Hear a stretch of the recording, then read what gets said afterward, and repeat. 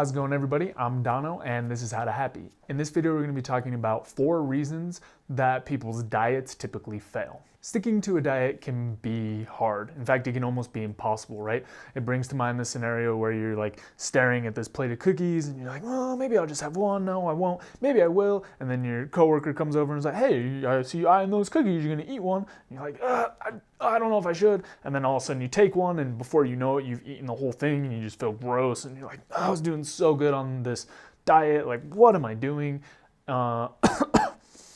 This is a common experience for a lot of people, but it doesn't have to be. There's a couple factors that lead to this kind of scenario. The 4 common reasons that conspire to ruin your diet are: it's a complete mental battle, you're doing it as a goal and not a habit, your environment isn't set up for success, and you let others peer pressure you in the wrong direction.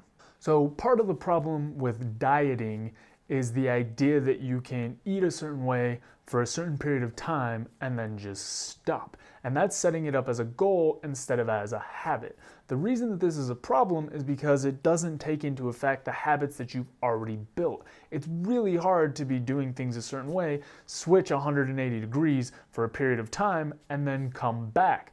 Not to mention, when you come back, you're often going to fall back into those old habits, and then you're going to regain the weight or not have the same level of fitness or whatever it is that you're trying to work on. So if you want to be eating healthier, you have to do it slowly in increments. This quick diet, stop dieting thing doesn't really work because it doesn't factor in your psychology. It doesn't factor in that you need to build these up as habits. Now, you don't have to change your diet all at once. You can do it slowly. So if you have a certain set of foods that you normally eat, one thing that you can try is to substitute out one food that you know is healthier than another food and see how you like it. If it works, keep that in the rotation. If it doesn't, then go back and try to make another substitution. If you slowly go through this change, it's going to be a lot more manageable. Now, I know for a lot of you, you need to do something a little bit more drastic or want to do something a little bit more drastic. That's also an option, but you need to be thinking about it in terms of the long term. If you're thinking about it as, I'm going to eat healthy for 3 weeks so that I can lose a couple pounds, that's going to be really difficult, and it's also not going to set you up for success in the future. Going along with this habit change, you need to remember that one failure or one mistake doesn't constitute a complete failure. If you're changing a habit, you need to be changing your thought patterns, and that takes time. It takes time to rebuild the way that you eat. So if you make mistakes, don't beat yourself up about it. Just focus on what you can do in the future to keep building your habit. When this is built out as just, a month-long thing, then it gets really difficult if you mess up a few days. But if it's a habit, it's an ongoing process. So if you miss 1 day, 2 days, 3 days, you just get back on it and keep working on this new habit. The next problem is that these diets are often a complete battle of willpower, where you just stare, like I was saying before, stare at a plate of cookies like, I should eat that, no I shouldn't, I should eat that, no I shouldn't. Before you commit to something like this, you really need to dial into the reasons that you want to do it. If it helps, actually write down that list. And the reason that you need these whys are because you need to be able to revisit them when you're having problems, so that the decision is already made in your head. You already know why you want to do it. And if these whys are strong enough, when you revisit them and bring them into your consciousness, then you're going to be more likely to make the decision that goes along with the goal that you have or the habit that you want to create. The less willpower that you have to use, the more easily you're going to be able to stick to your new habit. So before you start this, make sure you commit on a bunch of different levels and you have those whys back to refer to, so that when that plate of cookies comes, you've already made the decision. You already know that you don't want it. And if you think about it, then you go back to these reasons and you say, okay, I don't want that because I want to be in shape. I don't want that because yada, yada, yada. When you have these more powerful reasons, it's going to keep you on track. Now, this problem can be compounded even more if your environment isn't set up in a way that helps you. If your cupboard is full of cookies, then it's a lot harder to say no. It's a lot different story, if a cookie's in front of you, to say no than it is to say, oh, I guess I could go all the way to the store and get one. No, then those reasons that you have are gonna really knock that out. So you need to set up your environment for success as well. As much as you can control things, start making those changes to make it easier for you, so you don't have to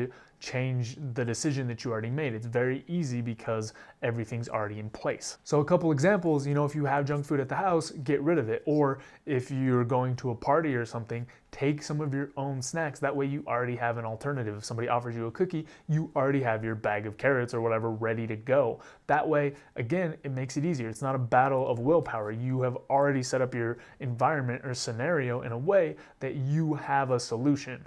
Now, the last part is that your friends and family or coworkers or whoever else don't really support you and they're peer pressuring you to make the wrong decisions. To get over this, you really need to make it clear to them what you're hoping to accomplish. And if they, genuinely have a good relationship with you, they're going to help you make the right choices to accomplish the goal that you want.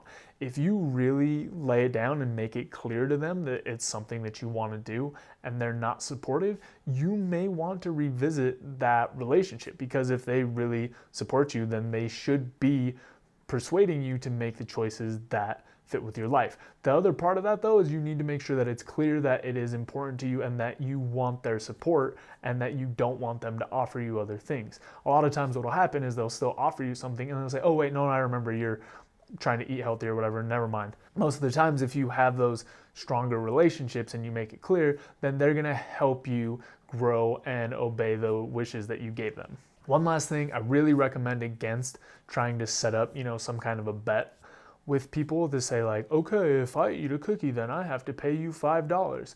The reason for that is it aligns your incentives against each other, right? If you break down and make a mistake, then the other people benefit. In my experience, it's a lot more effective to just genuinely tell them what you're trying to do and not try to use a punishment with reverse incentives, because then they might actually, instead of help you, try to get you to break down so that they can get whatever their little incentive is. I know a lot of people get empowered by competition, but depending on the scenario and the environment, it's usually just easier to ask them to support you. So these are just a few of the major reasons that people's diets end up failing.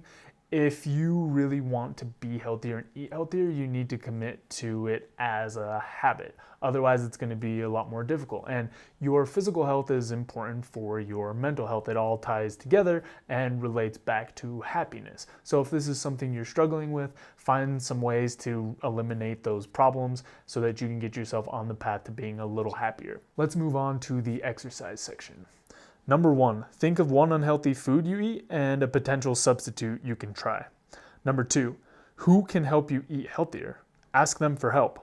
Hopefully that gets you on the path to eating a little healthier. I'm sure most of us can make slightly better choices and over time improve our diets and our health and our happiness.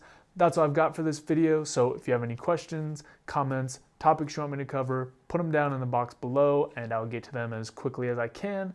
And I will see you next time. You can check out more content at howtohappy.com. Also, don't forget to subscribe so you can stay up to date on the videos. We've also got a Twitter, Instagram, and Facebook that you can check out. Reflect, take action, and enjoy life. See you next time.